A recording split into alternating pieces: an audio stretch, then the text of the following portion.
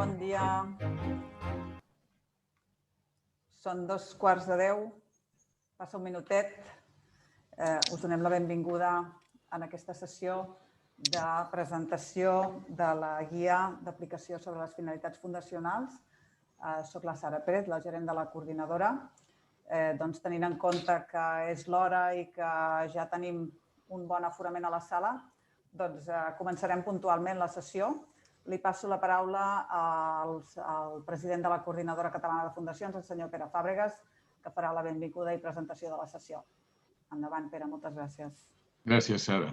Bé, bon dia. En primer lloc, jo voldria agrair la vostra connexió a aquest webinar al que s'han inscrit més de 250 fundacions, que mostra clarament l'interès que teniu en esclarir tots els detalls de com apuntar i fer-ho bé l'aplicació d'ingressos a les activitats fundacionals per poder complir les regulacions que demanen que com a mínim el 70% dels ingressos nets es dediquin a les finalitats fundacionals. També agrair la presència en aquesta inauguració de l'acte de dos bons amics que els veieu aquí en pantalla, la Gemma Capdevila, subdirectora general de Dret, Entitats Jurídiques i Grups d'Interès del Departament de Justícia de la Generalitat, i l'Antoni Gómez, que és president del Col·legi d'Ascensors Jurats de Comptes de Catalunya. Són els que uns ens fan les auditories i els altres ens controlen que ho fem bé. Per tant, els hem d'agrair que estiguin aquí amb nosaltres. També la feina, dedicació i esforç que han fet els ponents per preparar les seves intervencions que tindrem a continuació, el Víctor Vallès i la Núria. Permeteu-me també, i això ho dic a títol personal, un record pel que ha estat director general de Dret aquests darrers anys, en Xavier Bernadí. Avui, quan vam començar a parlar d'aquest acte, ell era el director general i tindria que estar aquí, però amb el recent canvi de govern ha estat designat, ho sabeu tots, secretari del govern de la Generalitat, que a mi em sembla que se l'ha de felicitar perquè em sembla un càrrec rellevant i de molta responsabilitat.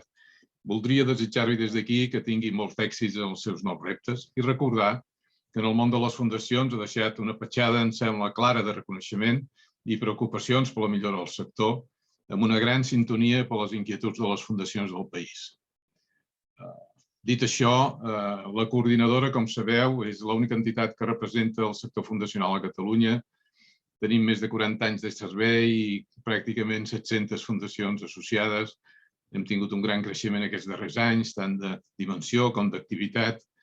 Ajudem a la relació entre fundacions, ajudem a que es difongui i es conegui el coneixement del sector fundacional a través del que fa l'Observatori, que les fundacions facin activitats conjuntes dels diferents sectors a través de les comissions.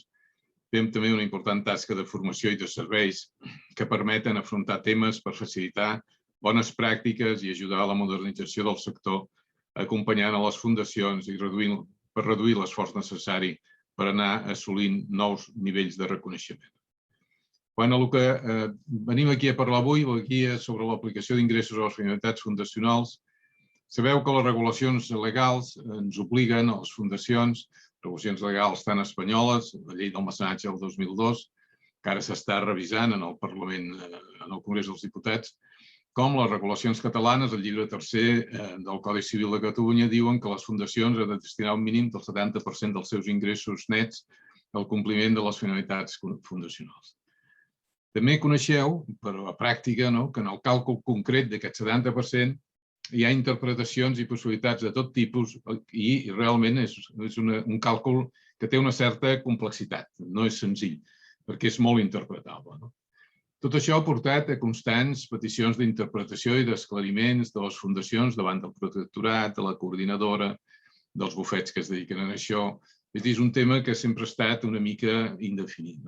I és per això que la Direcció General de Dret, amb molt bon criteri, en la meva opinió, va reunir a la coordinadora i els experts dels principals bufets dedicats a fundacions per intentar fer una guia que permetés esclarir com es tenia que interpretar la norma jurídica en plantejaments pràctics i concrets que facilitessin el compliment de les obligacions legals de les fundacions.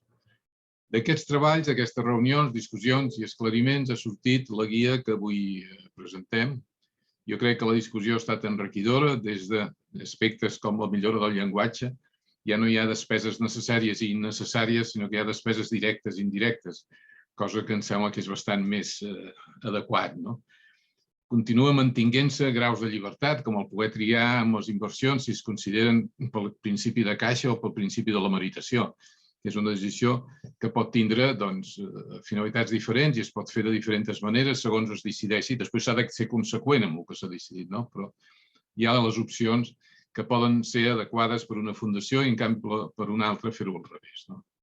Per tant, creiem que la guia és una aportació molt positiva per ajudar a facilitar, a fer senzilla la feina de les fundacions i esclarir els criteris interpretatius d'una regulació que és d'una certa indefinició i complexitat. Una altra cosa és que potser algun dia podríem discutir o es podrà discutir és si cal la regulació que determina l'obligatorietat del 70% i quina és la lògica dels seus criteris. Però aquesta és una altra discussió. És a dir, una cosa és el marc legal que hi ha, com s'ha d'interpretar i fer-ho senzill per poder-ho aplicar, i una altra és dir, home, es tindria que definir així o d'una altra manera.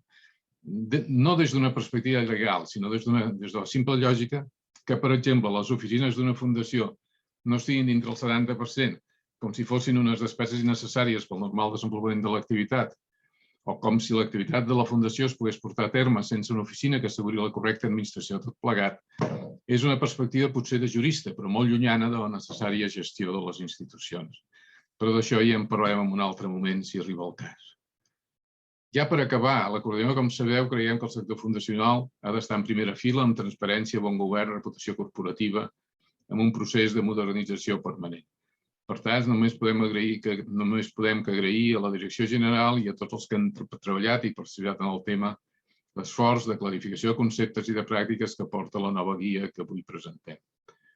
Sense més, jo crec que amb això es facilita la feina de les fundacions, dels auditors i també del protectorat en la seva tasca de supervisió, assegurant una comunicació més fluida, més entenible, entre tots els protagonistes del món aquest fundacional de Catalunya. Per tant, gràcies a tots. Sense més, té la paraula l'Antoni Gómez, com sabeu, president de l'Institut d'Assessors Jubilats de Comptes de Catalunya. Antoni, quan vulguis. Moltes gràcies, president. Bon dia a tothom. Per a mi, com a president del Col·legi d'Assessors Jubilats de Comptes de Catalunya, és una enorme satisfacció compartir amb tots aquest acte. Certament som l'organització més representativa dels auditors a Catalunya i compartim amb la coordinadora bona part dels valors que estan implícits també amb el sector fundacional. La nostra feina com a auditors és d'interès públic. La nostra feina va dirigida a ajudar a la transparència i la confiança en les informacions, tant financeres com no financeres, que divulguen les organitzacions. I en aquest sentit, tot i que els nostres informes els dirigim essencialment als patrons, els patronats de les fundacions, al final acaba tenint aquest destinatari general de la societat, de la ciutadania, també de la mateixa manera que és compartit amb el món fundacional. Nosaltres contribuïm també a la millora de la gestió, facilitant consells i opinions als gestors de les fundacions, en la mida en què, a més, ajuda una informació clara, transparent, precisa a la presa de decisions. Allò que és imprecís, allò que no està definit o que pot no reflexar la imatge fidel de la situació financera, patrimonial, dels resultats, etc., pot conduir a decisions certament errònies.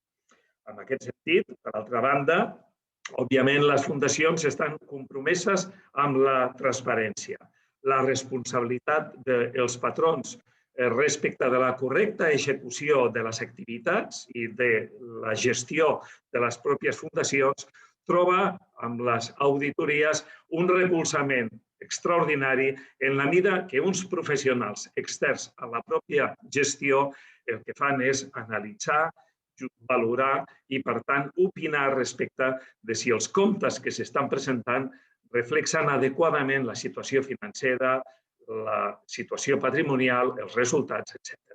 D'alguna forma, és un mecanisme per contribuir a un aspecte fonamental, que és la sostenibilitat de les pròpies entitats. En aquest sentit, nosaltres, com a auditors, experimentem amb el món fundacional aquesta voluntat essencialment de transparència, de voluntat de treballar amb unes informacions no només rigoroses, sinó públicament compartides amb els stakeholders, amb els tercers interessats.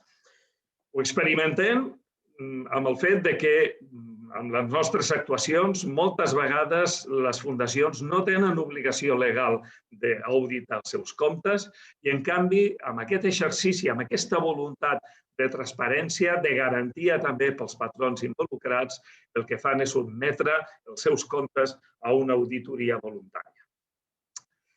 Per això, certament, celebrem l'aprovació per part del Protectorat d'aquesta guia sobre l'aplicació dels ingressos a les activitats fundacionals, en la qual també el nostre col·legi ha participat a través de la seva comissió d'entitats no lucratives.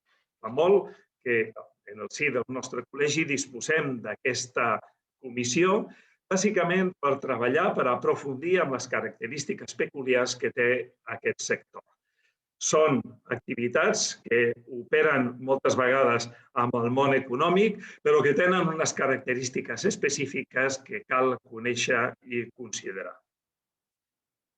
Cal pensar, respecte d'aquesta guia, que en la gran majoria de les nostres actuacions professionals, de tota mena, amb empreses o amb entitats no lucratives, la major part d'observacions que com a auditors fem a les entitats no són per errors o modificacions voluntàries, sinó són per interpretacions, per aspectes de criteri, perquè el fet que determinades coses puguin tenir visions diferents pot fer que la interpretació que ha donat l'entitat sigui diferent que la que l'auditor, des d'una perspectiva externa i independent a la pròpia gestió, pugui estar aplicant. I certament les normes o l'ausència de normes que tenien respecte del càlcul del 70% d'aplicació dels ingressos a les activitats fundacionals era una qüestió que generava dubtes, que generava incerteses i, per què no dir-ho, en determinades ocasions, discussions també respecte de la interpretació en quant a com ho veiem els auditors en alguns casos i els gestors. Certament és un tema extraordinàriament complex i la prova de la complexitat, de la importància que té, és el propi èxit d'aquesta jornada, com deia el president, amb més de 250 persones inscrites. També és un signe el llarg temps que ha requerit la gestació del document final. És veritat que ha estat molt treballat, hem tingut diversos esborranys, s'ha donat moltes voltes per intentar fer el millor document possible, amb exemples, amb aspectes que realment fessin que el document sigui purament operatiu. Celebrem certament el resultat i celebrem, a més, que s'hagi elaborat comptant amb la participació, com deia també el president, de professionals. Feia menció que el propi Col·legi de Censors Jurats de Comptes ha participat també amb el grup de treball d'aquest document i, per tant, amb persones que coneixien profundament les dificultats que existien amb la indefinició existent fins ara i la complexitat d'un tema, efectivament, que requereix afinar molt per contemplar la gran diversitat que suposa el món fundacional. Hi ha fundacions de tota mena, molt variades, i cada una de les circumstàncies pot requerir una cura específica respecte de quin tractament es dona. Celebrem també, òbviament, la celebració d'aquesta jornada per tal de divulgar els aspectes més específics, més tècnics de la norma que ens ocupa. Tractant-se d'un tema complex, és molt important que s'entengui adequadament quin és l'abast, quina és la interpretació que en aquests moments es dona a la normativa d'aplicació del 70%, sense perjudici, com deia també el president, que aquesta interpretació pugui tenir discussions posteriors perquè efectivament pot haver-hi determinats aspectes que no s'acabin d'adaptar plenament el que seria la realitat econòmica de determinat tipus de fundacions. I finalment, hem d'agrair i agraïm el que se'ns hagi invitat a aquest acte de la coordinadora, com deia a l'inici, amb qui coincidim amb la voluntat de contribuir a la transparència de les informacions que es divulguen i amb la millora de la gestió, en definitiva, d'un sector tan important en la nostra societat com és el món fundacional. Moltes gràcies per la invitació i que sigui èxit la jornada. Gràcies, Antoni. Jo crec que es nota la professionalitat del Col·legi de Censors amb totes aquestes coses. Jo crec que ha ajudat molt a acabar d'emmarcar tot aquest tema que és complicat. Sense més, passaríem a la intervenció de la subdirectora general, Gemma, quan vulguis. Gràcies.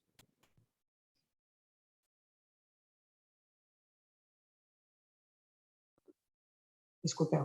Bé, moltes gràcies. Jo, primer de tot, vull dir que estic molt, molt agraïda de poder participar en aquest acte de presentació que feu des de la coordinadora, que, com bé ha dit el president, en realitat no hauria de ser jo, qui en principi estava planejat que vingués, havia de ser el director general, el que ha estat director general durant aquests darrers 5 anys de Dret i Entitats Jurídiques, el senyor Xavier Bernadí, però com que ha estat nomenat secretari de govern i encara no tenim la persona que el substituirà, m'ha tocat a mi. És cert que hi hem treballat tots dos, ell molt intensament, i ell és l'impulsor de tots aquests procediments participatius que hem endegat i que crec que han portat un molt bon resultat.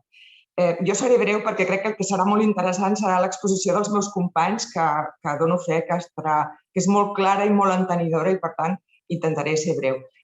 Entre altres coses perquè les coses que jo tenia preparades per dir ja les han dit les persones que m'han antecedit en l'exposició, perquè és cert, o sigui, en el fons, el que jo crec que ells han dit i el que jo també vull dir és que estem molt satisfets d'aquesta col·laboració, d'aquest procediment que hem fet participatiu, que ha costat, que hem fet moltes reunions i que s'han elaborat diversos documents, però que cal dir que el resultat ha sigut molt enriquidor. I tan enriquidor que crec que en un despatx d'una administració molts dels temes que han sorgit no haurien sorgit i, per tant, no s'hauria intentat donar-los solució. Malgrat això, com també deia el senyor Gómez, el document no abarca totes les possibilitats que es poden produir perquè el món fundacional és molt divers. Per tant, és un document que haurà de ser dinàmic i haurà de ser sotmès a revisió perquè es produiran segurament alguns supòsits que no estan previstos d'una manera explícita. Potser haurem de fer noves interpretacions. Jo, a banda d'això, referit al document, també volia agrair a la coordinadora que organitza aquest acte la seva disposició a col·laborar amb el Departament de Justícia, concretament amb la Direcció General de Dret, amb un seguit d'actuacions que vam endegar amb el seu suggeriment d'ampliar els àmbits de transparència de la guia d'entitats. Transparència, tal com també feia referència el senyor Gómez, que és important perquè s'ha obert i aquesta transparència serveix tant perquè en tingui coneixement la ciutadania del món fundacional i també per les pròpies fundacions. Món fundacional que, d'altra banda, com sabem, a Catalunya és molt implantat. De fet, el registre de fundacions té, després del registre estatal, que abarca tot l'Estat, és el registre que té més fundacions inscrites de tot el territori de l'Estat. Jo, dins d'aquest agraïment a la coordinadora i també al Col·legi de Censors, que sempre ha mostrat la seva disposició i que ha col·laborat molt activament en aquests i altres temes, però concretament, com que en aquest cas és la coordinadora qui organitza aquest acte, jo voldria posar en valor aquesta col·laboració i fruit d'aquesta col·laboració va ser la signatura d'un conveni que ha anat molt bé perquè ha sigut amb beneficis bidireccionals i sobretot en interès del món fundacional. I com deia, aquests processos participatius que que han donat com a fruit aquesta guia, es van iniciar amb el que nosaltres coneixem com l'ordre de transparència i en vista de la seva utilitat creiem que s'haurà de continuar en el futur perquè nosaltres hem endegat i que quan nomenin la persona que ocuparà la direcció general li exposarem i estem convençuts que ho veurà, la necessitat de fer una revisió per simplificar alguns dels aspectes, per simplificar o per aclarir alguns dels aspectes del Codi Civil pel que fa a la regulació de les fundacions i també de la llei del protectorat. Perquè el que succeeix, i és el que deia també respecte de la guia, que la pràctica fa que te n'adonis que en alguns casos potser la solució podria ser més clara, més simple o més fàcil.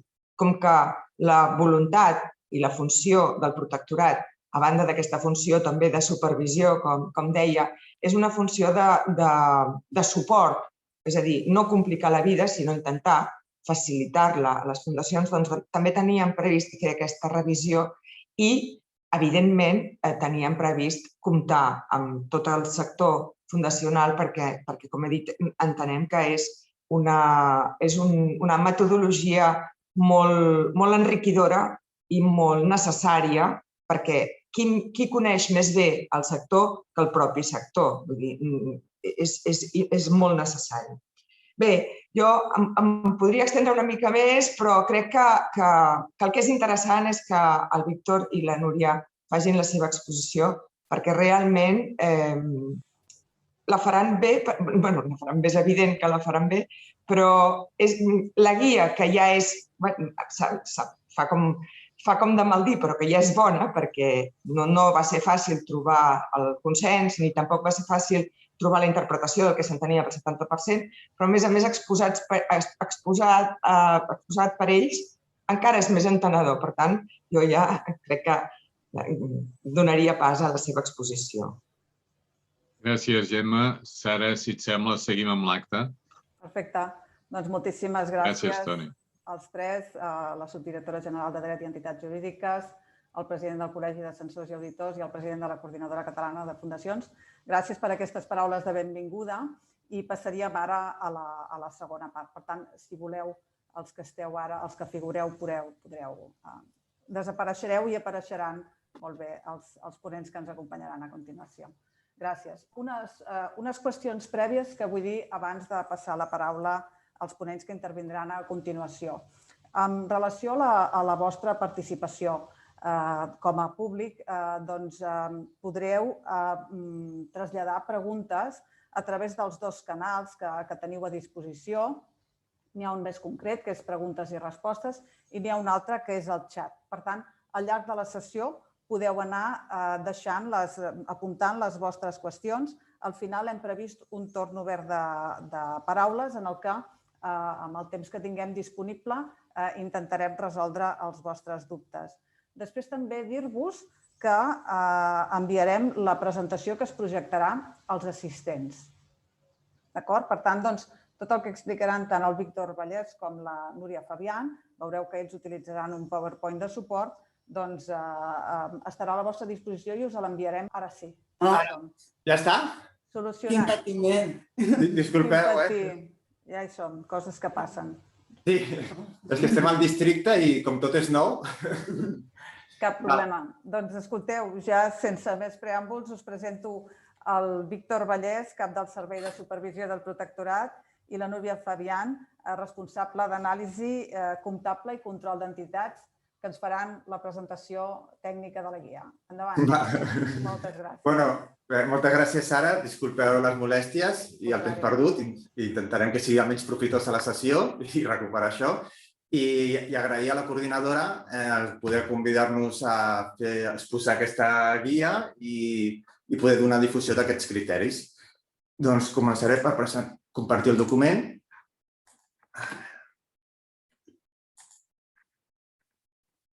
A veure, el veieu correctament? Jo entenc que sí, no? Ara sí. Perfecte.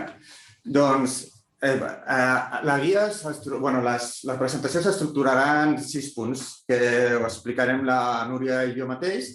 Un primer punt serà una mica explicar les principals magnituds del sector fundacional. Una mica després, el segon punt seria els antecedents, veure d'on sorgeix el 70% i com vam iniciar el procés de fer aquesta guia. Els objectius que, en el moment de fer aquesta guia, quins objectius teníem la direcció general. Després ja entraríem en fase d'analitzar la guia, en base als criteris que fixa aquesta guia, com es presenta aquesta informació i després la Núria també farà un exemple pràctic sobre el tema de les inversions, que potser és el tema més novedós, ja que hi ha l'opció de fer dues possibilitats i creiem que aquest seria el tema més novedós i el que potser caldria fer un exemple pràctic. Respecte al primer punt, jo vaig voler fer un context del sector fundacional perquè cal destacar la tasca que fan les fundacions i especialment ara que venim d'un any i mig molt complicat amb tot el tema del Covid i realment les fundacions han fet una tasca molt important durant aquest temps. Sempre ho han fet, però durant aquest temps encara més. I inclús nosaltres rebíem en el protectorat moltes demandes de les fundacions de dir és que mira, volem fer més activitat, dona igual que tinguem pèrdues, però perquè estem en una fase excepcional i ja ho recuperarem després. O sigui que hi havia un interès de les fundacions a fer molta activitat fundacional en aquesta etapa. Doncs les principals magnituds, a la data d'ahir, hi havia en el registre 2.631 fundacions inscrites. Això suposa un increment d'aproximadament 65 entitats respecte al 2007. Com veiem al gràfic, és l'evolució del nombre d'entitats i la línia negra marca el creixement vegetatiu, que seria la diferència entre les entitats que s'han inscrit, noves entitats inscrites al registre, i les que s'han extingit. Com veiem, sempre ha estat positiu, ara en el 2021 és negatiu, però realment és per l'efecte del calendari, ja que en procés tenim en tràmit més expedient d'inscripció que d'extinció, i aquesta xifra al final d'any segur que serà positiva i estarà al voltant també dels 13 a 14. També cal destacar els impactes tant en l'àmbit d'ocupació com econòmics del sector fundacional. El 2019, segons les informacions facilitades per les entitats, hi havia 89.000 persones assalariades en les fundacions inscrites en la Generalitat. Això què vol dir? Això vol dir que equival al 2,6% dels ocupats de Catalunya. Aquesta xifra, els 89.000 persones, pot semblar petita, però si ho comparem, per exemple, amb el sector turístic ocupa aproximadament 370.000 persones, si no m'equivoco, 392.000. Llavors, el sector fundacional equival al 20 i escaig % del sector turístic, que és un sector punter en l'economia catalana. Per tant, el sector fundacional té ocupades moltes persones a Catalunya. Després, també per la tasca que fan aquestes entitats, les fundacions, hi ha molt personal voluntari. I en aquest sentit, segons informen les fundacions, aproximadament hi hauria unes 38.000 persones que de forma sense lucre treballen a les entitats fent tasques de voluntariat. També cal destacar els membres del patronat. Segons el registre, hi hauria 21.500 persones que fan tasques de patró, que si ho dividim amb el número de fundacions inscrites surt com una mitjana de 8 persones per fundació. Cal recordar que el mínim són 3, o sigui que és per sobre del mínim. Això què vol dir? Que a Catalunya hi ha 21.500 persones que fan una feina que comporta molta responsabilitat, d'acord amb el Codi Civil i la llei de protectorat, té responsabilitat, tenen que actuar com a bon administrador, però ho fan d'una manera gratuïta, o sigui, desinteressada per l'interès general. Pel que fa a l'àmbit econòmic, cal destacar que són dades sense ajustar i brutes, però bàsicament el 2019 les fundacions de Catalunya tenien un patrimoni net acumulat de 5.228 milions d'euros, que això aproximadament suposa 5.228 milions d'euros, que suposa un increment de 100 milions d'euros respecte al 2018. Després, els ingressos que van obtenir el 2019 són de 5.500 milions d'euros, que aproximadament és el 2,3% del PIB de Catalunya. Això què vol dir? Que si desapareixessin aquests ingressos i no es fessin, el PIB de Catalunya es reduiria un 2,3% del PIB. Què vol dir aquestes dues xifres? Jo crec que són interessants comparar-les, però així com una comparació ràpida, veiem que les entitats tenen molts ingressos i que es gasten. O sigui, bàsicament es gasten perquè veiem que l'increment del patrimoni net d'un any a l'altre és de 100 milions, que representa un percentatge molt petit. Això és molt bo perquè les fundacions fan molta activitat fundacional, però nosaltres també creiem que una mica és representatiu perquè si dividim el patrimoni net entre el número de fundacions surt que cada entitat tindria un patrimoni net de 2 milions d'euros. Això llavors demostra que són entitats de petita i mitjana dimensió, una mica com el teixit productiu de Catalunya. I des de la Direcció General, des del Protectorat, també entenem que les fundacions han de fer molta activitat, però també entenem que han de consolidar patrimoni i ser fortes financerament i patrimonialment. Perquè una mica, com deia Einstein, que diu una paraula, és que l'interès compost és la força més poderosa del món. Llavors, què vol dir això? Si les entitats tenen molt patrimoni i li treuen un rendiment, aquest rendiment el poden destinar a activitat fundacional. I com la llei diu que almenys ha de ser el 70%, queda un altre romanent del 30% que el poden tornar a reinvertir, obtenir més ingressos. I així fas com un efecte bola de neu, que crees una bola de neu que té molt de patrimoni en una entitat que amb el rendiment pot fer molta més activitat. I també és important que tinguin una força financera i patrimonial perquè en moments com aquests de la pandèmia de Covid o en possibles recessions econòmiques, l'actuació de les fundacions haurien de ser no de dir, ostres, anem a fer retallades d'això, no, al contrari, hauria de dir, com tenim força financera i patrimonial darrere, fem més activitats per compensar aquesta situació econòmica on hi haurà molta gent que tindrà necessitats. Passem a la segona pantalla. Aquí seria una mica, descrivim així breument els antecedents normatius d'on ve una mica aquest del 70%. La primera referència la tenim a la llei 3094, que va ser una mica la primera llei ad hoc amb incentius fiscals. És curiós perquè aquesta llei de l'any 94 deroga una llei de l'any 1849 que va ser promulgada per la reina Isabel II. O sigui, aquesta llei del 49 tenia una vigència de 145 anys. I la veritat és que és interessant llegir-la perquè és de la reina Isabel II i parla de com reina de les Espanyes, és molt curiosa, però ja inicia conceptes com beneficència, interès públic, donacions, inclús patrons. En la llei aquesta del 94 ja es parla de destinar almenys el 70% de les rendes i qualsevol ingrés net. També parla de despeses d'administració. Llavors, ja aquí trobem dos conceptes que per el nostre punt de vista són molt inconcrets, que és què és ingrés net, què és despeses d'administració. Ingrés net, sí, vol dir que hi ha un ingrés i que hi ha una despesa, però quina despesa hem d'imputar perquè surti l'ingrés net, no? I despeses d'administració, el mateix, que entenem per despeses d'administració. Després, la llei vigent d'incentius fiscals i de règim fiscal és l'actual 49-2002, que aquí també parla de destinar a finalitats d'interès general almenys el 70% d'un conjunt d'ingressos i de rendes.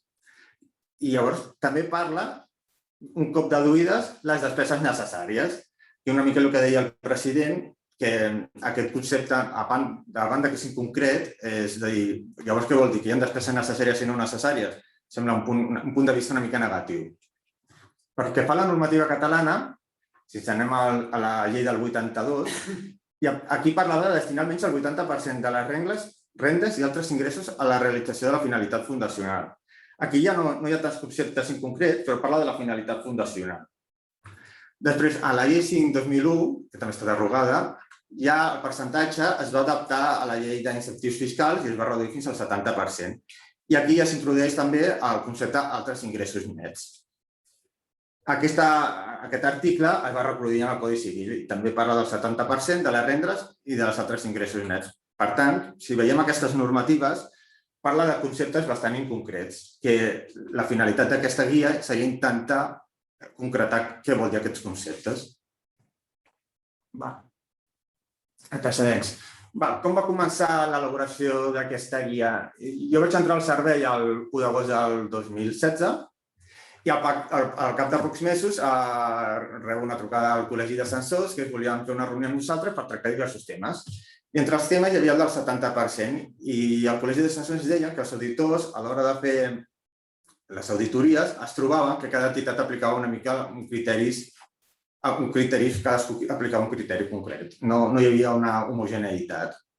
Arrel d'això, des de la Direcció General vam entomar aquest projecte i vam mantenir un parell de reunions més per tractar una mica l'estructura que hauria de ser aquesta guia. Què hauríem de definir, quins criteris, quins conceptes. Quan ja vam tenir una estructura, ja vam començar a tenir reunions amb tot el sector fundacional i amb la Coordinadora Catalana de Fundacions. I aquestes dues reunions es van anar molt bé perquè s'ha creat una guia que creiem que té un cert consens de moltes parts implicades, de la coordinadora, que representa el sector fundacional, experts independents, el Col·legi de Censors, que és des del punt de vista d'auditors. Nosaltres també ens hem donat compte que el problema del càlcul del 70% ha generat molta càrrega administrativa, tant per la pròpia administració com per l'administrat, que són les fundacions. En aquest sentit, en el període 2018-2020 es van iniciar 838 expedients que a l'inici estava provocat o causat per al càlcul del 70%. Nosaltres en el sistema, quan es presenten els comptes anuals, podem marcar un seguit d'indicadors al qual el sistema s'analitzi i tenim marcat seleccionat el 70%. I llavors, si surt aquesta incidència, es crea un expedient. D'aquests 838 expedients es van generar més de 300 requeriments. Això vol dir que es van enviar 300 requeriments de fundacions i comporta càrregues administratives tant pel personal de l'administració que ha d'analitzar aquests comptes, fer els propis càlculs del 70%, com després enviar un requeriment a l'administrat i aquest administrat hagi de fer el càlcul, contestar. Tot això comporta un cost d'oportunitat i cost econòmic. També ens vam donar compte que rebíem moltes consultes telefòniques i correus de com fer aquests càlculs. Sí que és cert que internament teníem un seguit de criteris, però vam considerar que era oportú fer públic aquests criteris. Després també hem vist que un cop publicada aquesta guia, que es va publicar el mes de març, hem trobat que s'han accedit moltes vegades a la pàgina web. En concret, hi ha hagut 1.185 visualitzacions al web de la guia. Amb tot això, fa pocs dies vaig dir, ostres, potser no ens vam donar compte que el 70% tenia molt d'interès. I en el Google, si fiqueu Google Trends, et mira les tendències de consultes dels conceptes que tu vulguis indicar. I jo vaig posar el 70% durant 5 anys. Veiem que la línia és bastant plana. Al principi hi ha 2 pics. El primer pic és del març-abril del 2020 i el segon pic és justament quan es va publicar la guia, més o menys. El segon pic té una curiositat al Google, Google Trends, és que t'indica que un cop fet aquesta consulta les persones cap a on han anat a consultar. I el segon pic, que és el de l'actualment, sí que veiem que anaven a pàgines dirigides a l'àmbit econòmic. Llavors enteníem que potser sí que estaven fent consultes sobre el 70%. Però el primer pic ens va sorprendre molt perquè jo innocentment pensava que hi havia un interès molt important de la guia del 70%. I en realitat les cerques era sobre l'alcohol del 70% pel tema del Covid i després per la xocolata del 70%. I llavors imaginem que amb el confinament la gent va agafar moltes reserves d'alcohol i de xocolata. Un cop veig això, sense precedents, anirem als objectius d'aquesta guia. El primer objectiu és establir criteris i bones pràctiques per a l'elaboració del càlcul. D'aquest càlcul, o sigui, s'establir uns criteris comuns per tothom i unes bones pràctiques, que es pugui, un cop fet aquest càlcul i això, sigui homogeni per totes les entitats. També volíem amb això reduir els requeriments administratius i les càrregues administratives de les entitats. Una mica com el que comentava la subdirectora, el protectorat està per supervisar i verificar a les entitats, però el que no volem és molestar. Volem intentar estar allà i verificar i supervisar aquelles entitats que necessitin aquesta supervisió, però les entitats que de forma general ho fan bé, intentem molestar-les el menys possible. I veiem que amb el tema del 70% hi havia problemes per això, perquè no hi havia uns criteris comuns i cada entitat m'imagino que intentava fer-ho de la millor manera possible, que potser no coincidia amb els nostres criteris i això creava escrits bidireccionals. També volíem establir una homogeneïtat metodològica pel conjunt d'entitats. És a dir, que qualsevol persona que agafés 2 comptes anuals de 2 entitats, aquest càlcul el pogués comparar. Pogués dir, mira, aquesta entitat destina el 80%, doncs aquesta destina el 85%, o aquesta té pendent de destinar i està basat en els mateixos criteris i càlculs. També, un dels objectius principals, especialment jo estava molt enfocat a intentar evitar càlculs complexos i simplificar-ho. Perquè, clar, jo el primer, però sobretot condicionat a l'obtenció de resultats consistents i rigorosos. Si simplificàvem massa, potser els resultats no eren coherents ni rigorosos. Però si en complicàvem molt, potser obteníem un resultat superajustat, no s'hem deixat res, però complicàvem molt la vida de les entitats. Jo me'n recordo que el primer que vam fer, a fer la guia del 70%, és veure com ho estaven fent en altres llocs, quines guies publicaven o quins quadres feien. I me'n recordo d'anar a consultar els quadres de l'Administració General de l'Estat i era un Excel, no sé quantes pestanyes tenia, però era complicadíssim. Almenys per mi era complicadíssim. Me'n recordo que li vaig tenir que dir a un company de dir fes-me un resum perquè és que jo no m'estic enterant del que estan volent dir. I això ho volíem evitar. I jo crec que els nostres quadres, per les entitats normals que no tinguin massa ajustos i masses coses que poguessin comportar ajustos, crec que és un quadre senzill d'elaborar i clar.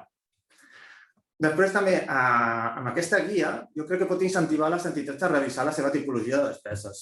Com veurem, hi ha dos tipus de despeses, unes destinades al compliment directe de la finalitat i unes altres a l'indirecte.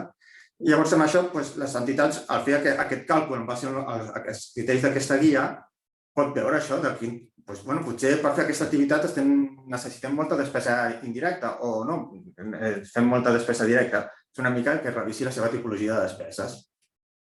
També era molt important que aquesta guia no fos contrària a la normativa de beneficis fiscals.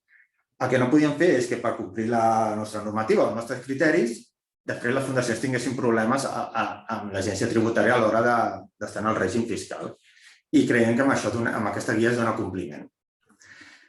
I sobretot el que es volia era donar flexibilitat a les entitats, crec que donen molta flexibilitat, i solució a uns conceptes que ja hem vist abans que eren molt inconcrets, que eren ingressos nets, despeses necessàries, finalitats fundacionals, part proporcional, ajustos, que es veu que s'han de fer, despeses d'administració. I creiem que amb aquesta guia intentem donar resposta a aquests conceptes. Pel que fa a ingressos, jo crec que aquesta és la part més fàcil, perquè les entitats han de fer els seus comptes anuals i el compte de resultats en base al decret 259, que és el del Pla de Comptabilitat de les Fundacions registrades a Catalunya. Llavors, en ingressos, bàsicament, sí que hi ha un tipus d'ajust, però bàsicament és tots els ingressos que surten al compte de resultats reflectir-los en el quadre d'ingressos.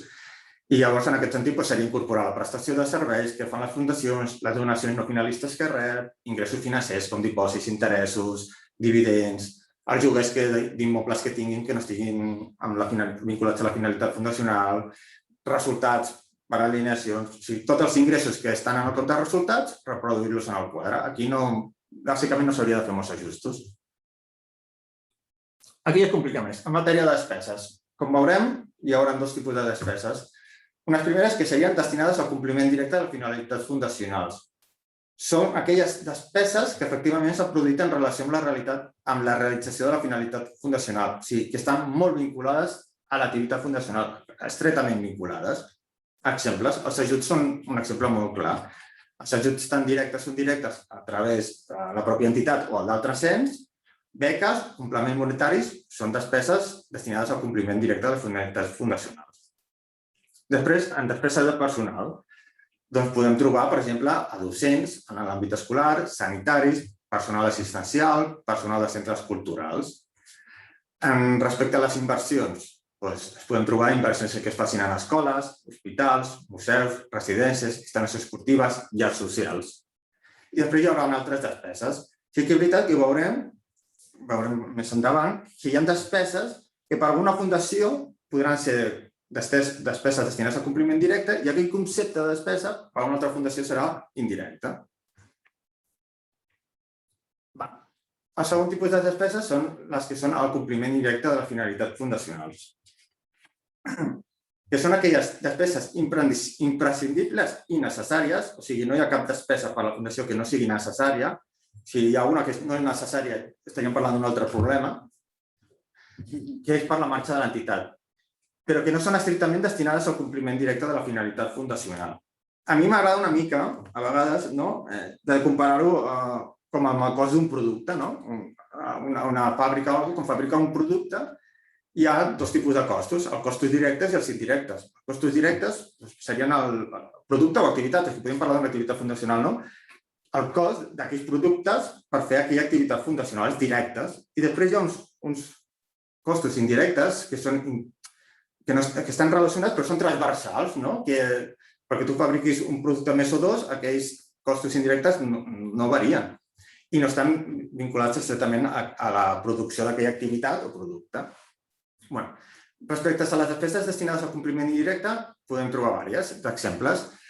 Despeses de personal destinades a l'estructura administrativa. Per exemple, personal de l'àrea financera, de gestió de l'estructura de la fundació, exemple, la retribució d'un secretari no patró. Són despeses molt necessàries, però que no estan vinculades amb la finalitat que consta en els estatuts de l'entitat. Després també, despeses de funcionament del patronat. Per exemple, els patrons sí que és veritat que no tenen cap tipus de retribució per exercir les seves funcions, però es poden ressarcir d'algun tipus de despeses per exercir aquest càrrec. Per exemple, seria una al transport. O, per exemple, si la reunió s'allarga molt i han de demanar dinar, això ho pot pagar la Fundació, però no seria una despesa destinada al compliment directe de la finalitat, sinó és una despesa necessària per poder fer aquesta activitat, però que no està vinculada directament a l'activitat. Per exemple, també una despesa indirecta seria el lloguer d'espais destinat a l'estructura administrativa de l'entitat. Per exemple, ara hem trobat moltes entitats que en lloc de tenir, per exemple, un local on es reuneixi el patronat, un local que no fa l'activitat fundacional, que pugui ser que només sigui una sala de reunions on reuneixi el patronat. En compte de tenir un local d'aquests, tenen un lloc d'aquests de coworking o centres financers on poden jugar a les sales, poden jugar al codi postal per rebre les notificacions, trucades, etc. I això és una despesa destinada al compliment indirecte perquè és necessària, però no està afectada a l'activitat fundacional. Després, d'inversions. Què ens podem trobar? Per exemple, inversions que considerem despeses vinculades indirectament serien immobles generadors de rendes, que no serien els immobles afectats o vinculats a l'activitat fundacional. Altres immobles o, per exemple, vehicles, per exemple, de dir, en comptes d'una fundació de dir, ostres, en comptes de pagar-li els taxis als patrons perquè venen de dir això, tinguem un vehicle que el vagi a recollir. Això seria una despesa vinculada al compliment indirecte de les finalitats. A més, podríem trobar reparacions i conservació d'elements d'estructura administrativa de l'entitat i despeses financeres, excepte aquelles que ja veurem que són despeses financeres activables i salaris bancaris. En aquest exemple, per exemple, una entitat que tingui inversions en accions, per exemple, les comissions que li carreguin per la compra-venda d'aquestes accions o les comissions bancàries, no les podem considerar despeses al compliment directe de la finalitat, no estan vinculades, però són necessàries, estan obligades les fundacions a pagar-les, però les considerem indirectes.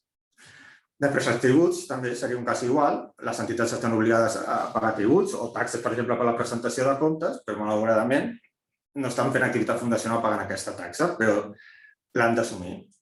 I després ja veurem la resta de despeses sempre que no es destinin al compliment directe de les finalitats fundacionals. En conclusió, en despeses, totes les activitats i despeses tenen com a objectiu donar compliment a la finalitat fundacional i, per tant, són necessàries. Llavors, ja hem de deixar enrere allò que hi havia despeses necessàries i no necessàries. Totes són necessàries. Però no totes les activitats i despeses es destinen directament al compliment de la finalitat fundacional. Per tant, les despeses s'han de considerar de manera diferent d'acord amb la seva finalitat i la seva funció. I el que sempre volem intentar dir és que s'ha de mirar el que diuen els estatuts fundacionals. Per exemple, voldria ficar dos exemples de despeses que, segons el tipus de fundació o finalitat fundacional, poden ser directa o indirecta. Per exemple, en subministraments. Per exemple, ara fa poc ma mare, es va jubilar i se'n va anar a una fundació que fa, durant el dia, preparar menjar, bosses de menjar per a la gent necessitada.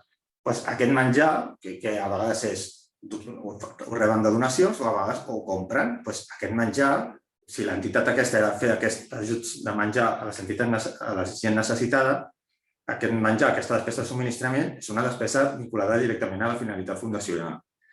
Però, en canvi, una altra fundació que, per exemple, tingui com a finalitat donar beques a l'estudi a gent jove i per obtenir ingressos preparar un sopar, d'aquests sopars benèfics i, clar, contractar un càtering i tot això. Aquest subministrament de càtering no està vinculat directament a la despesa fundacional. És una despesa necessària, vinculada indirectament, per obtenir uns ingressos, que aquests ingressos sí que després es gastaran en despesa directa, que seran les pròpies beques.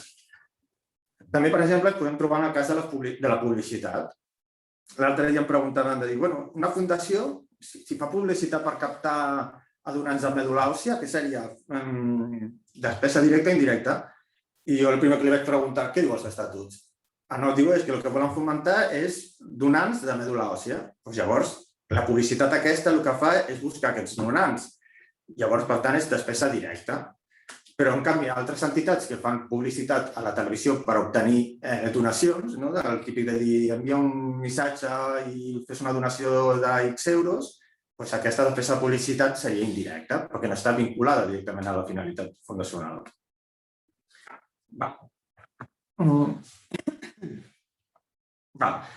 Sobre les despeses, volia dir dos tipus d'incidències que ens podem trobar. L'important és, nosaltres des del protectorat, com ja ha dit la subdirectora, no volem, sobretot el que no volem és molestar les entitats perquè ja tenen molta feina i això, i sobretot li donem una importància relativa a aquest càlcul, no una importància relativa al càlcul, sinó als percentatges. És a dir, si una entitat fa un 80% de compliment i nosaltres fem els propis càlculs i potser varien un 1 o 2%, no ho reclamarem, o sigui, relativitzem molt. Anem a aquelles entitats que realment no compleixen amb aquest càlcul. També el que hem vist d'incidències és bàsicament dos tipus d'incidències que es poden donar. També hem de considerar que en el pitjor dels casos, que una entitat només fes despesa indirecta, podria donar compliment al 70%. O sigui que en el pitjor dels casos, per això estem dient que totes les despeses són necessàries. Unes van a la base del 100% i unes altres del 70%. Però en el pitjor dels casos, que només fes despeses indirectes, que llavors el protectorat actuaria per les altres vies perquè no s'estaria fent activitat fundacional, compliríem aquest càlcul. Respecte a les incidències més comunes que ens trobem és que en moltes entitats això és de dir no, tota la meva despesa és fundacional i llavors faig 100% de compliment d'aquest càlcul. I a veure, rarament serà possible que sigui el 100%, perquè ja, per exemple, només el pagament de la taxa dels comptes anuals ja seria despesa indirecta i ja no podria ser el 100%, podria ser el 99,9%. Després, una altra incidència que es trobem, que podem trobar que hi hagi incompliments d'aquest càlcul, és com, per exemple, entitats reben una donació molt elevada, una donació no finalista molt elevada, i que, clar, per fer elles destinar el 70% d'una donació potser no esperada molt elevada, doncs el primer any potser no ho podran fer. I aquí ja veiem incidència, que no es compleix amb aquest càlcul. En matèria d'inversions ho farà la meva companya, la Núria. Hola, bon dia. Jo ara parlaré del tractament de les inversions que una fundació faci. Com ha dit el Víctor, aquestes inversions poden ser o bé en béns que es vinculen directament amb el compliment de les finalitats o bé inversions que tenen una vinculació indirecta a aquestes. Pel que fa a les inversions vinculades al compliment directe, establim dos criteris. Un criteri d'imputar l'aplicació dels recursos propis al finançament d'aquesta inversió, és a dir, per al compliment del 70% es tindran en compte els recursos que durant l'exercici s'han destinat a aquest finançament. Amb recursos ens referim a aquells romanents generats per l'entitat com per aquells pagaments que s'han fet en devolució en retorn del principal del préstec que s'hi hagi formalitzat en el seu cas. També pot ser que una fundació rebi una donació monetària no finalista i el patronat acordi destinar-la a fer inversió. I després, per una altra banda, està el criteri d'imputar mitjançant l'aplicació de les dotacions a l'amortització. És a dir, per al compliment del 70% es tindran en compte aquelles despeses que figuren en el compte de resultats en concepte de dotació per amortització de deterioraments, perquè en aquests casos són despeses de compliment directe. El primer criteri, com es pot veure, segueix més un criteri de fluxos de caixa i el segon criteri és més d'imputació diferida. Pel que fa amb les inversions destinades al compliment indirecte, sempre es seguirà el criteri que diem d'imputació diferida, on les despeses que figuren en el compte de resultats en concepte de dotació per a l'amortització sempre seran despesa indirecta. S'han de tenir en compte que les despeses financeres sempre seran indirectes, excepte en aquells casos que per normativa comptable s'hagin activat el valor de l'actiu, en aquest cas en béns afectes. Una vegada que una fundació fa una inversió, adoptar per un criteri dels exposats i cal mantenir-ho durant tota la vida d'aquest actiu. Entenem que una vegada que s'opta per un criteri s'ha de fer servir per inversions de característiques similars.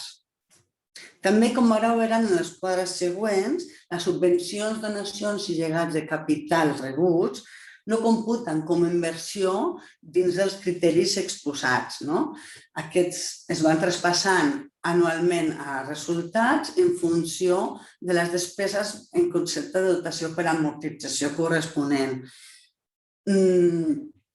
I, per tant, el seu impacte en el càlcul de l'aplicació obligatòria és nul.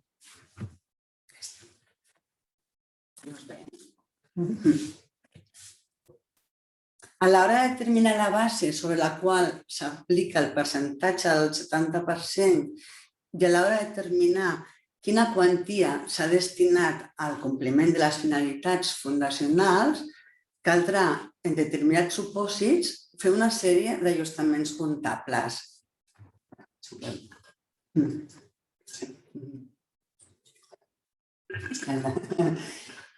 Pel que fa als ingressos, una vegada sumats tots els ingressos que figuren en el compte de resultats, es faran, si és el cas, els següents ajusts.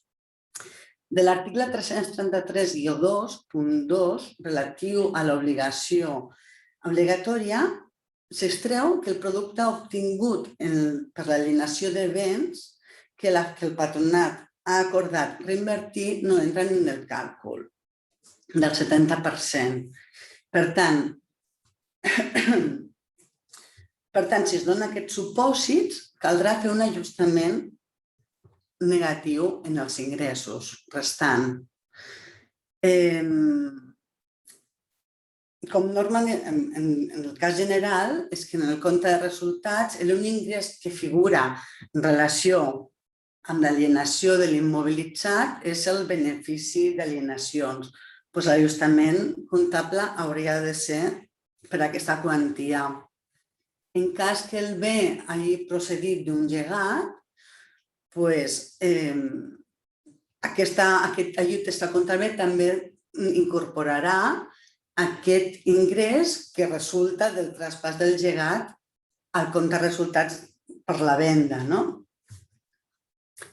Respecte a les subvencions, donacions i llegats no reintegrables, en caràcter general es comptabilitzen en el patrimoni de la Fundació, el patrimoni net de la Fundació. I com ja he comentat abans, aquests es van traspassant a resultats com a ingressos d'una forma correlacionada amb les despeses derivades d'aquestes subvencions, d'acord amb la norma de registre i valoració 18 del Pla Comptable. Per tant, es farà un ajust comptable negatiu que restarà els ingressos per a aquests imports que s'han anat traspassant a resultats. Pel que fa a les subvencions, donacions i llegats no reintegrables de caràcter monetari i sense una finalitat específica, aquestes es comptabilitzaran directament com a ingressos de l'exercici. En cas que el patronat acordi destinar aquests recursos a incrementar la dotació fundacional, es farà un ajust extracomptable negatiu que restarà els ingressos per a aquesta quantia. Per una altra banda, si en el patrimoni net s'han incorporat uns imports per canvis de criteris comptables i correcció d'errades, això implicarà que es faci un ajust extracomptable positiu que sumi els ingressos per a aquestes quanties. Pel que fa... Mira, em pots passar, sisplau? Sí.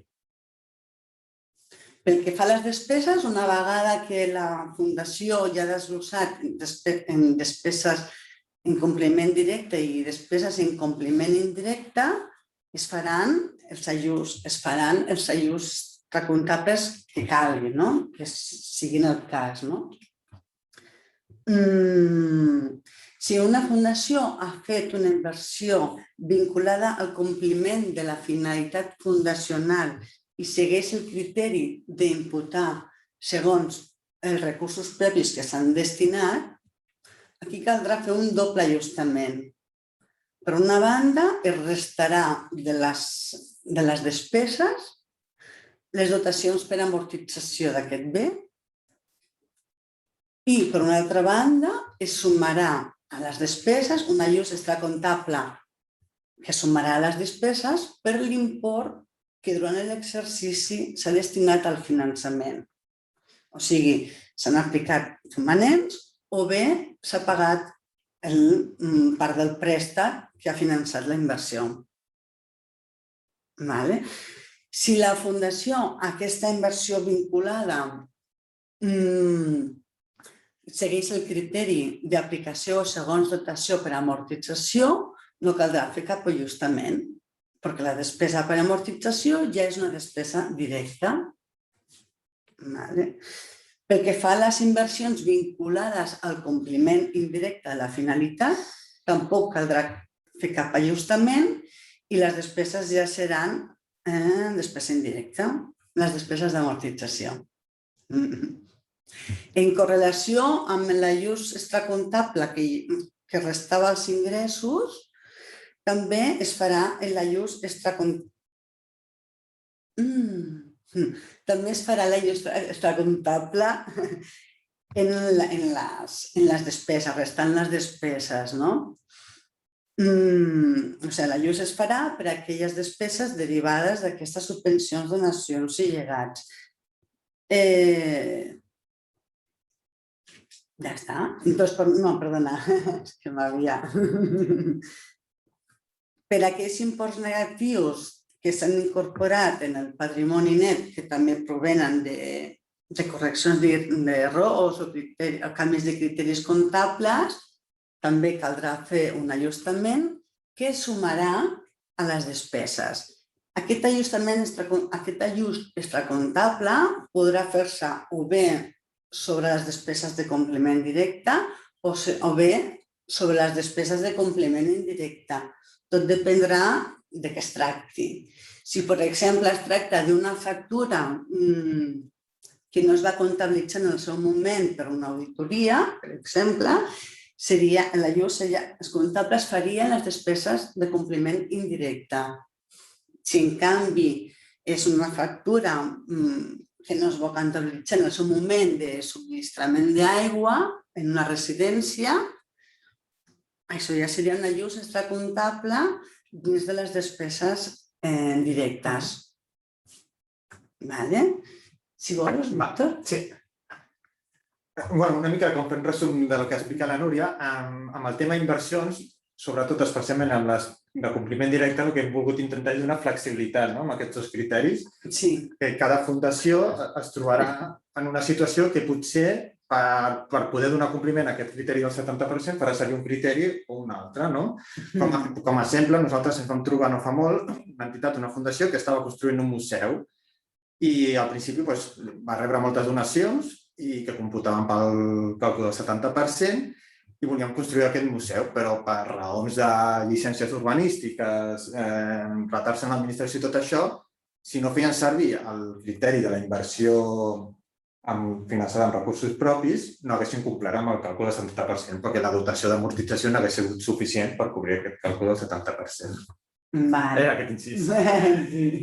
El termini per fer aquest càlcul del 70%, d'acord amb el Codi Civil, l'article 333-2.3, estableix que s'ha d'aplicar almenys el 70% dels ingressos nets al compliment de les finalitats fundacionals. Nosaltres considerem, encara que la norma no ho digui, i es tenen 4 exercicis per fer-ho. És a dir, si en un any no es compleix, l'entitat té 4 anys per donar compliment a aquell exercici en què no va donar compliment.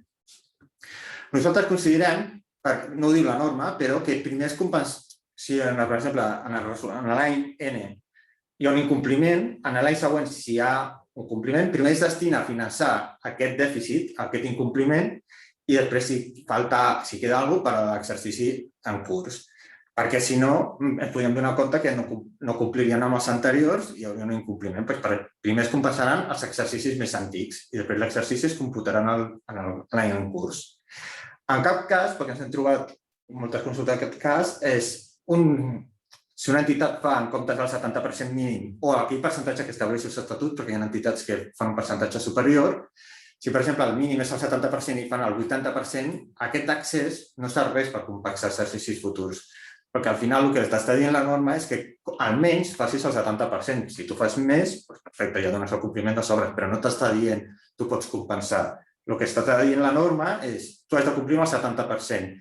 I de caràcter especial et donem 4 anys per donar compliment si no has donat compliment a aquest càlcul. Altres aspectes a considerar.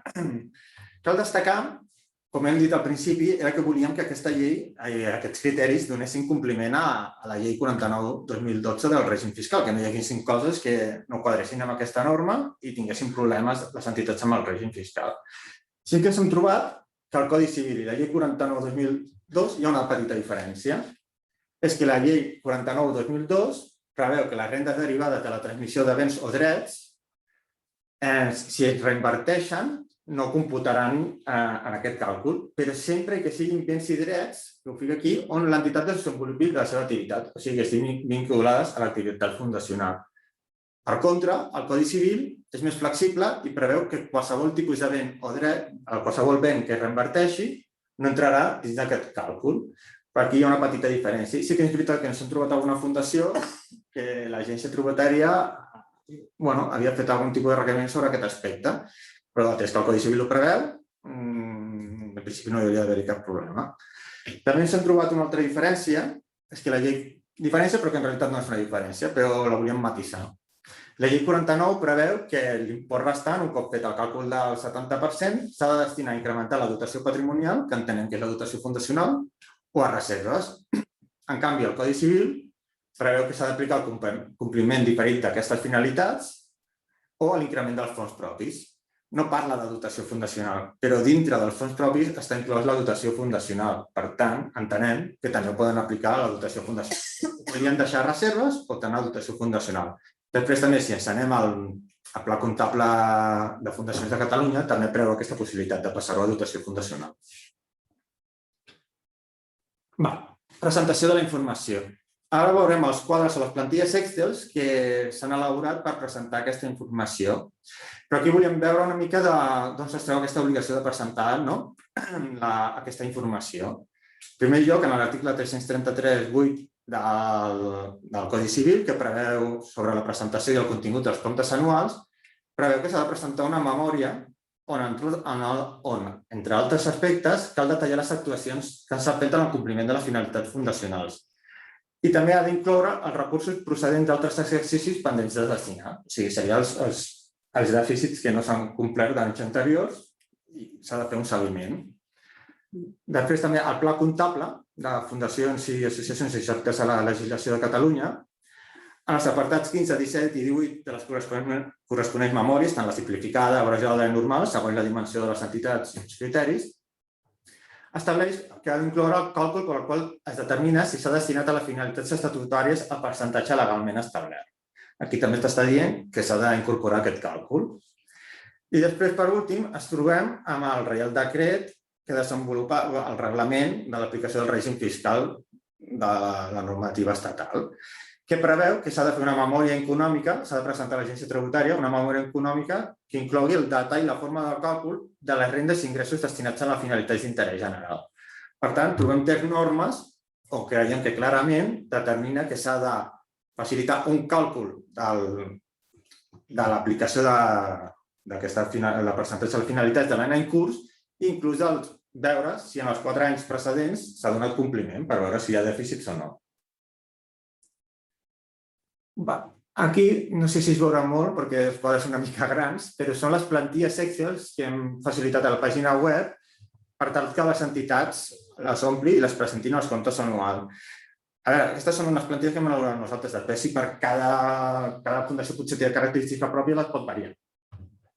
En el primer quadre, el de la mà esquerra, costat esquerre, veiem que són els ingressos, que bàsicament incorporem tots els ingressos que hem dit que estan en el compte de resultats. Tant com surten els ingressos en compte de resultats, passem als mateixos comptes i partides en aquest quadre.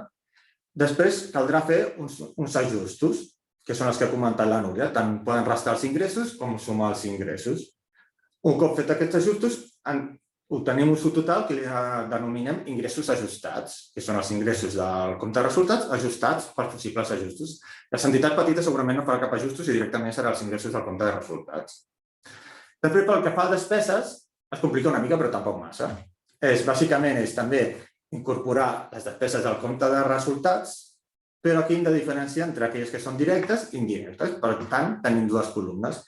Aquí li donem una mica més de feina a la Fundació perquè ha d'atribuir cada compte de despeses, si és directe o indirecte, o, per exemple, el que dèiem, en publicitat potser hi ha una part que és directa i una altra indirecta, però l'ha de desglossar, però l'import total haurà de coincidir amb el compte de resultats.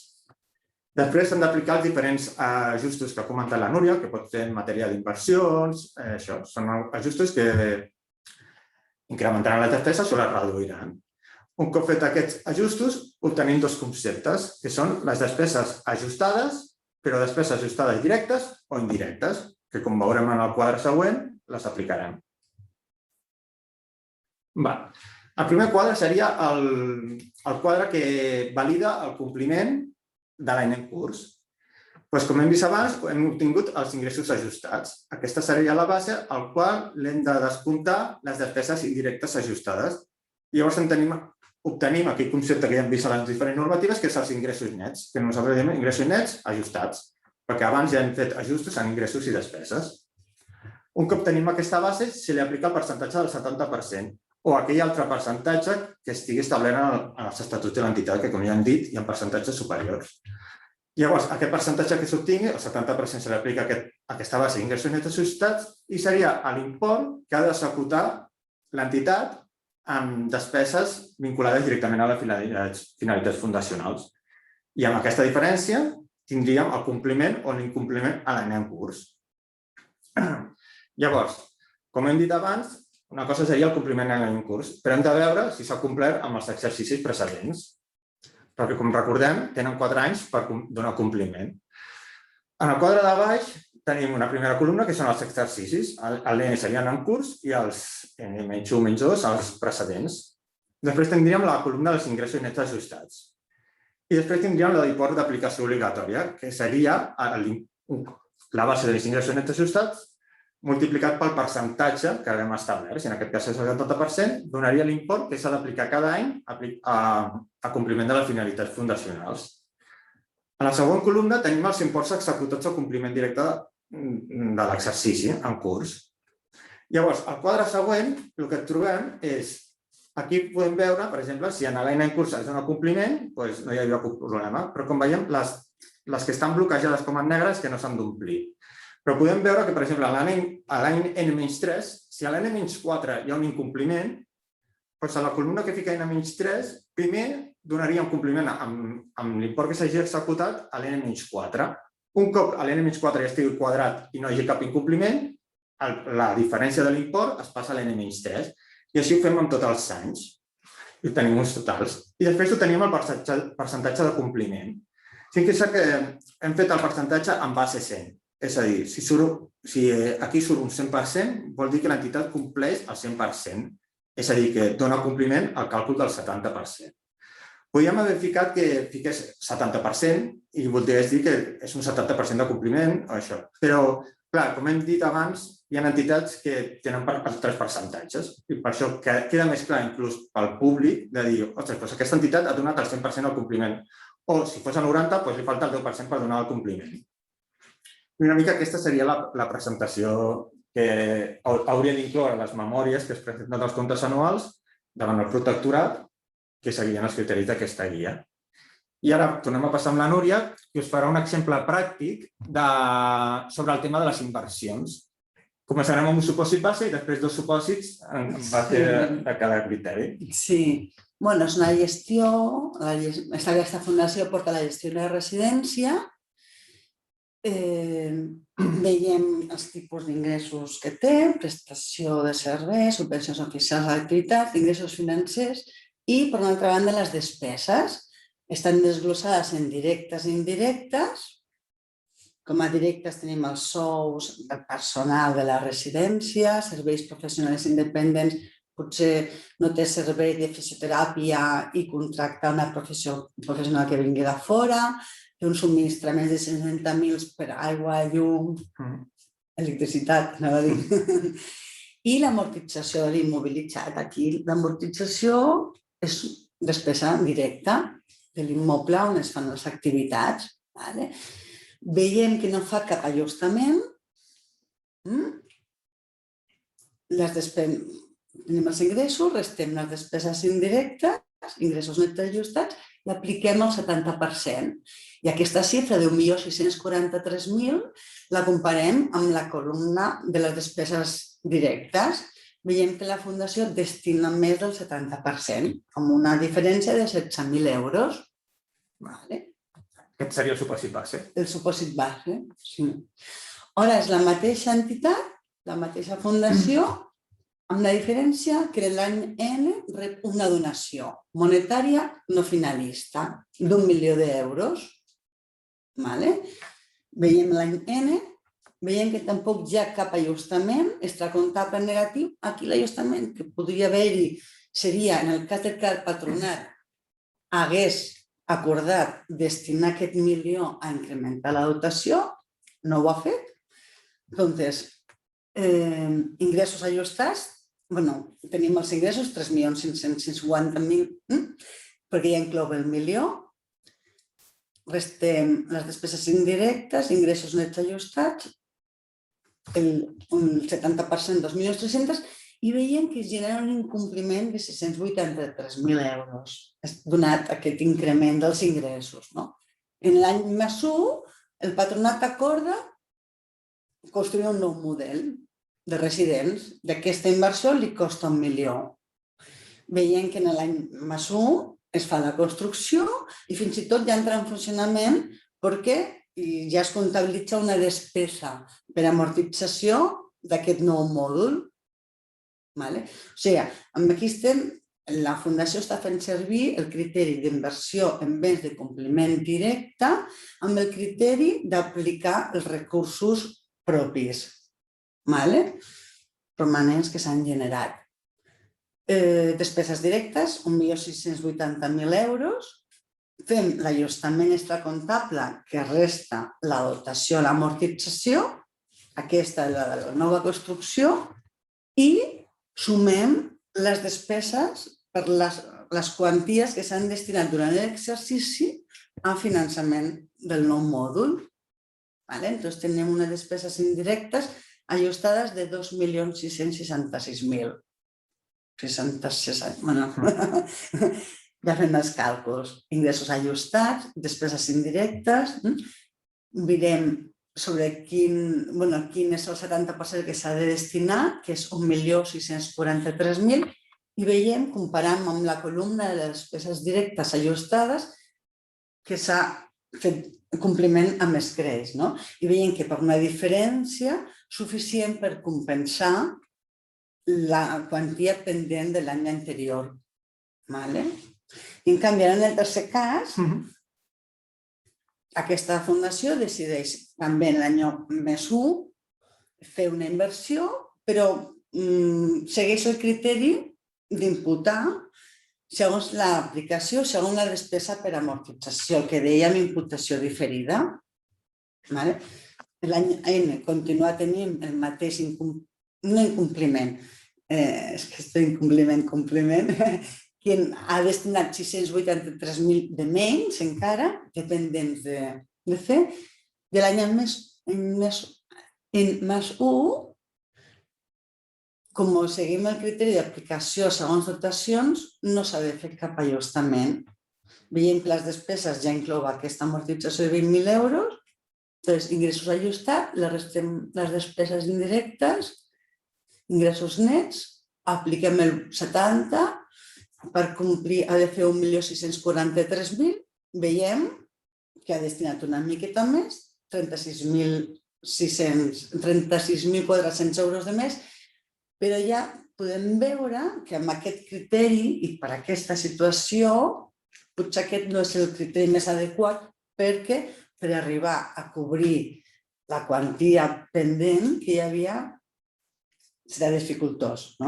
Serà difícil anar eixugant aquestes quanties pendents, que si a 70, Si no? fessin cada any el mateix i ho multipliquessin per 4, que serien els 4 anys que tenen, no podrien complir amb aquest amb el dèficit que encara teníem. quedaria una quantia pendent, no? Exacte. Sobre aquest tema d'inversions, considerem que jo, si fos una fundació petita i no tingués grans ajustos ni canvis, potser és més fàcil aplicar el criteri d'aplicar l'amortització cada any, perquè no has de fer cap ajust, no has de fer cap seguiment de si vaig aplicar els recursos propis, si després haig de descomptar la dotació, i per facilitar seria reproduir el que tens en el compte de resultats al quadre. Sí. Seria el més fàcil. Però és veritat, com en aquest cas, hi ha hagut un ingrés inesperat que no l'han pogut ficar com a dotació i llavors comporta un impacte que s'ha de solucionar d'alguna manera, no? Sí. Víctor, ai, perfecte. Val. Disculpeu, anava a dir que ens queden 5 minuts, però veig que estem a punt d'acabar. Disculpeu. Ah, ja hem acabat nosaltres. Jo volia fer 2 punts ràpids i Endavant. com ha comentat la subdirectora, és una guia que ha de ser viva, no? Cada dia que parlem amb la Núria ens trobem potser un possible criteri o un cas excepcional. Amb aquesta guia el que intentem donar solució és a la gran majoria d'entitats, a la gran majoria. Però sempre ens trobarem algun cas que aquesta guia potser no els és d'utilitat, perquè, per exemple, i ho deixo aquí exposat i si algú vol donar una resposta, ens vam trobar una entitat que la seva finalitat fundacional era donar préstecs, micropréstecs a països en vies de desenvolupament. I rebia moltes donacions. Però, clar, com feia préstecs, el préstec no passa per despesa, perquè després aquests préstecs eren retornats, perquè ells tenien la filosofia d'això de, en comptes de donar un peix, jo et dono una canya de pescar perquè aprenguis a pescar i així es crea una estructura, una indústria. I clar, veiem que aquesta entitat començava a acumular molt patrimoni i veiem que hi havia incompliments molt elevats del 70%. Però clar, la pròpia fundació va venir i es va dir, escolteu, és que clar, la nostra finalitat és donar micropréstecs i som una ONG i com ho podem solucionar, no? I vam trobar una solució, però bueno, us ho deixo en aquest cas per si algú es vol atrevir i intentar donar una solució o el seu punt de vista. Molt bé, doncs moltíssimes gràcies, Víctor i Núria, per les vostres explicacions. Tenim 3 minuts, tenim tota la intenció d'acabar dins del temps previst. En preguntes i respostes hi ha 7 preguntes. Montse, no sé si en el xat tens alguna qüestió a traslladar. Sí, volia dir-vos que potser no ho hem dit a l'inici, aquesta presentació que heu vist l'enviarem a tots els assistents i després, si Víctor o Núria ens podeu dir on poden trobar la guia a la web. Sí, a la guia està, si fiqueu a Google, que és més fàcil, fiqueu Fundacions Departament de Justícia i hi ha un apartat que fica guia d'aplicació de recursos a finalitats fundacionals i dintre d'aquesta web està la guia i els Excel. En tot cas, a la presentació, a l'última pàgina, he deixat com les imatges de la guia i de l'Excel, que són links. O sigui, si apreten sobre aquestes imatges, els portarà directament a les guies i als quadres Excel. D'acord. I una altra pregunta és, a partir de quin any han d'aplicar aquest càlcul o s'ha de fer de forma retroactiva? A veure, clar, sí, per exemple, l'ideal seria que ara s'haurà de presentar els comptes del 2020, no? Sí. Clar, aquesta guia es va publicar al març del 2020. Moltes entitats ja havien presentat els comptes. A veure, l'ideal seria que les entitats que no hagin presentat els comptes del 2020 que s'han de presentar ara al mes de juliol, que aprofitin i incorporin aquest càlcul. Sara, si vols preguntes i respostes, jo el xat de moment no en tinc cap més. Molt bé, doncs mira, tenim una primera pregunta del Sergi Pina que ens demana, diu, la meva pregunta és com coordinar l'aplicació d'ingressos i la memòria econòmica de la llei 49/2002. Doncs la informació és molt semblant, però hi ha aspectes distintius. Es veu recomanable fusionar-les o millor preparar per separat, malgrat es dupliqui molta informació? A veure, nosaltres el que volem intentar és evitar diferents càrregues administratives. Vull dir, és el que dèiem, la importància és relativa. Si, per exemple, amb la memòria de l'agència tributària veiem que el càlcul és molt similar al que el fos nosaltres, ens podrien entregar aquella memòria. Volem intentar evitar càrrega. O a l'inrevés, potser el càlcul que fan amb nosaltres així serveix per a l'agència tributària. En tot cas, també és veritat que jo crec que són uns càlculs que no han de portar molt de temps. Vull dir, potser una entitat complexa que tingui que fer molts ajustos, potser sí que deu comportar un temps, però entenem que són càlculs bastant fàcils d'elaborar. Correcte. Molt bé. Passem a la pregunta que ens fa la Maria Neus Edó. Quina diferència hi ha entre necessàries i innecessàries, directes i indirectes? És el mateix? Això potser valdria la pena aclarir-ho, tot i que se n'ha parlat, perquè no hi ha dubte. Innecessàries, la discussió innecessària no han d'existir. Una despesa innecessària entendríem que seria una despesa irregular, no? Perquè és innecessària i llavors no l'hauria de fer aquesta fundació. És el que dèiem, s'ha de mirar els estatuts. Hi ha despeses que estan clarament vinculades a l'activitat fundacional i altres no, que li podem dir com li diem indirectes, però poden ser d'estructura, d'administració. És a dir, el pagament d'un tribut no és fer activitat fundacional. El pagament de comissions bancàries no és fer activitat fundacional. És una despesa necessària perquè estàs obligat, t'obliga amb diferents normes, però realment la despesa fundacional serà donar beques, donar una llar social, prestar un servei escolar. Jo crec que aquesta és la diferència. En tot cas, el que parlàvem de la importància relativa, aquestes despeses financeres són molt clares i altres que potser no. Però, per exemple, vam tenir també la discussió de dir ostres, potser el conserge d'una escola seria despesa directa o indirecta. A veure, jo, per exemple, entendria que és directe, però si el compliment d'aquest càlcul depèn d'aquesta despesa, doncs és que hi ha un problema, no? Vull dir, realment veiem que les entitats compleixen amb escreix amb aquest càlcul. Són situacions molt esporàdiques o casos concrets que no l'incompleixen, però és que per norma l'incompleixen amb escreix 80, 85%, 90%. Per tant, si la diferència és que podria canviar de 80 a 87, no el discutirem, això.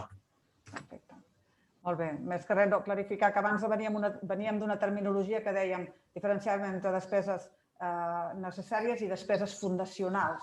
Abans veníem d'aquesta dicotomia necessàries fundacionals, ara hem dit que com que tot és necessari, per entendre's parlem de directes i indirectes. Sí, abans crec que eren necessàries i no necessàries. Necessàries serien les indirectes i abans eren fundacionals, que ara serien les de complement directe. Molt bé, tenim aquí una altra pregunta, molt ràpida. Dolors Martínez pregunta quina diferència hi ha entre una donació finalista i una no finalista a nivell conceptual? La finalista és que qui ha fet aquesta donació... Monetària o no monetària? No ho especifica. Però conceptualment, la finalista és que qui ha fet aquesta donació li ha donat una finalitat a aquesta donació, no? Per exemple, podria ser faig la donació perquè facis activitat fundacional, no hi ha cap problema. Però podria ser una donació, doncs mira, vull fer aquesta donació perquè incrementeu la dotació fundacional, perquè tingueu patrimoni. O vull aquesta donació perquè si dona... Per a la construcció d'una residència, també seria finalista. Ha estat donada expressament. No finalista, una mica queda com a decisió del patronat. No finalista és que reps una donació, per exemple, una mortis causa que el donant ha deixat 1 milió d'euros i no ha dit res. Diu, el deixo a tal fundació. Doncs és el propi patronat que decideix què fem aquesta despesa, si hi ha activitat fundacional o incrementar el fons dotacional. Si està fent una campanya per recaptar donatius, per destinar a l'activitat, aquí entenem que els donatius aquests serien com a finalistes, però això potser ja és una... Per una finalitat concreta seria finalista i si no, doncs genèrica seria... Si ho deixa, sí. Molt bé, més preguntes... A partir de quan s'ha d'informar d'aquesta forma? Era la qüestió que havia traslladat la Montse també abans del xat. S'ha de fer ara o a partir del proper any? Sí, entenem que si encara no han presentat els comptes del 2020 no ho facin ara i entenc que totes les entitats ho hauran de presentar en el 2021, els comptes del 21. Després hi ha la Dolors Martínez relacionat amb això que comenta, diuen els comptes anuals del 2020 serà difícil perquè la comptabilitat no s'ha fet aquesta diferenciació entre despeses directes i indirectes. És a dir, ja és un exercici tancat en el que no es disposava d'aquests criteris. Què en penseu? No, però això és una cosa extracomptable. Exacte.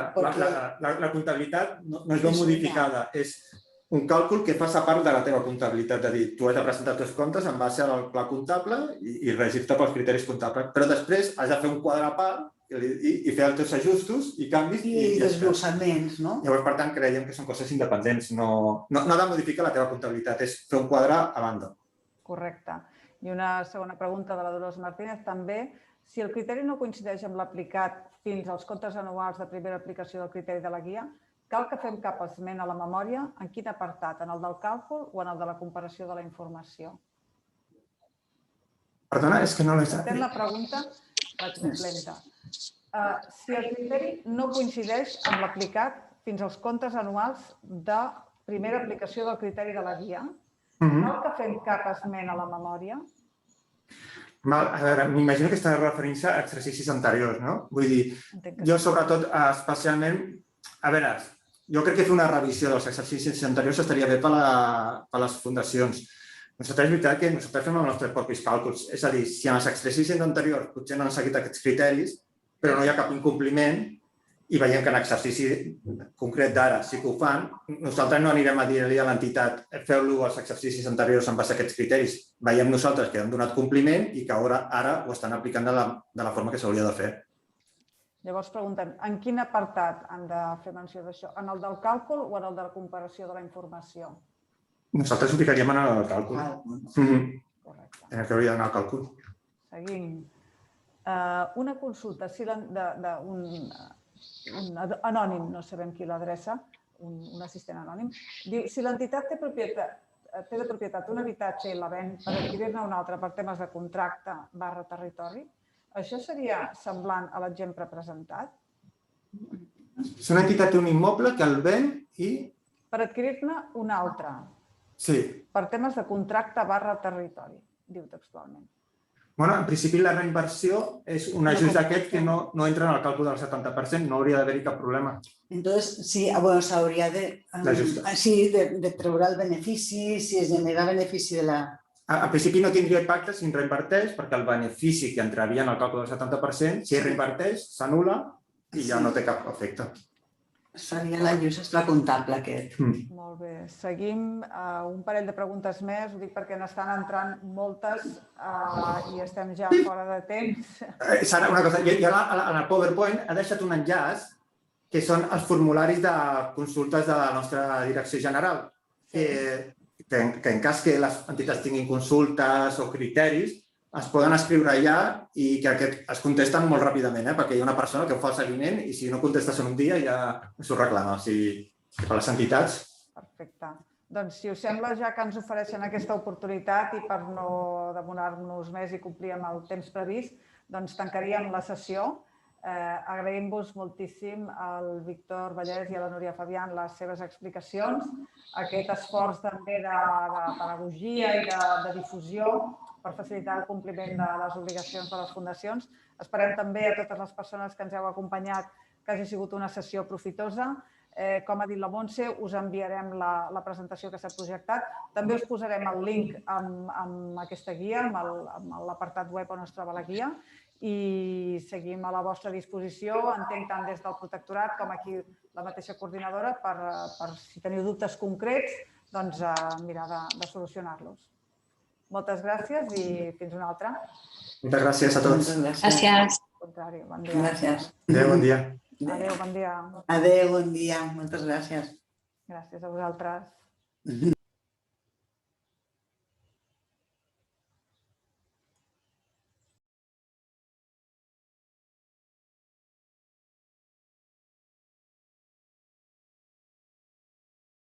Thank you.